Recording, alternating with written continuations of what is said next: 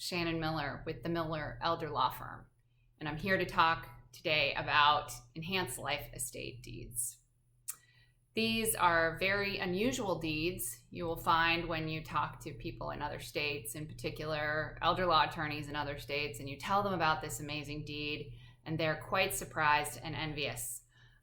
We love them. We use them quite a bit, and let me tell you a little bit about what they are. Enhanced life estate deeds are deeds that convey real property. We typically use them with homestead property. And homestead property, for a lot of Floridians, is where you have a lot of your money, your assets might be invested in that homestead.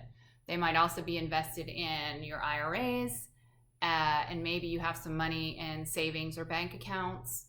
Like most people, that's where most of your money is. We use enhanced life estate deeds to pass on the interest that you might have in real property to another person upon your death. So I like to explain it like this. I have my homestead property. Maybe I have a spouse.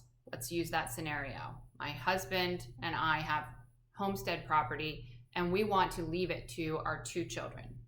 So we would execute this deed conveying the interest in this property to our 2 children in equal shares, but retaining all the rights of ownership, so that when the second of us dies, that property, boom, springs to those children in equal shares. That's an enhanced life estate deed.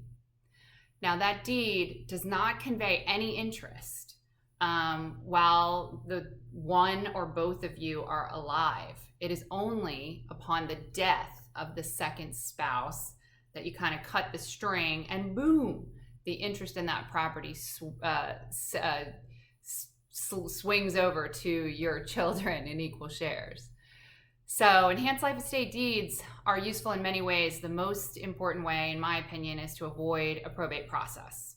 As we know, probate can take a long time. It's very expensive. I always tell people, like, the worst parts of probate are that you have to maintain that homestead property while the probate is going on. So you have to make sure the grass is mowed. You have to make sure that everything is paid for. And for some people, if you don't have homeowner's insurance, if there's no one living in the property, your homeowner's insurance may not protect the home. So there are lots of reasons why we really want to make sure that we can deal with that homestead property very quickly upon your death. So with the enhanced life estate deed, we avoid that probate process. Now, does that disqualify you from Medicaid if you sign one of these deeds? And the answer is no, because there's no transfer of interest to your children until you die. That is another nice thing about it. Now, a couple of cautions when using enhanced life estate deeds. The first is if you have a mortgage on your property, sometimes the recording of this deed can, what we call the note.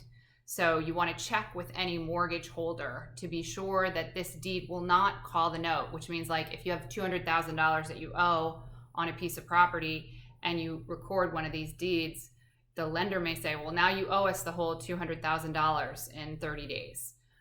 So we don't want that to happen. So you always want to check with your mortgage holder. In most cases, we are recommending to clients not to use this type of deed if they owe money on their homes, just because we've had so many problems with dealing with mortgage companies and banks that hold mortgages and don't understand this deed.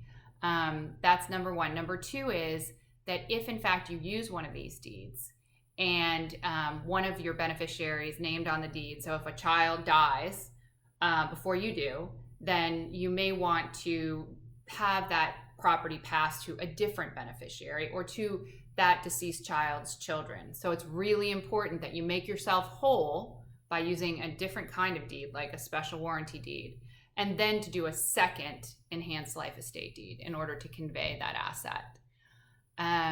Enhanced life estate deeds are also, you get the step up basis based on your death. So there's no downside because there's no transfer when you actually sign the deed. And the nice thing about these deeds too is that if you decide later on that you don't want these particular beneficiaries to inherit, you can undo it You can still sell it. You can do a reverse mortgage.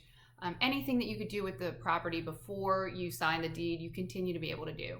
So we really love these deeds. They're a great way to do estate planning that's relatively inexpensive, and we just have found them to be incredibly useful.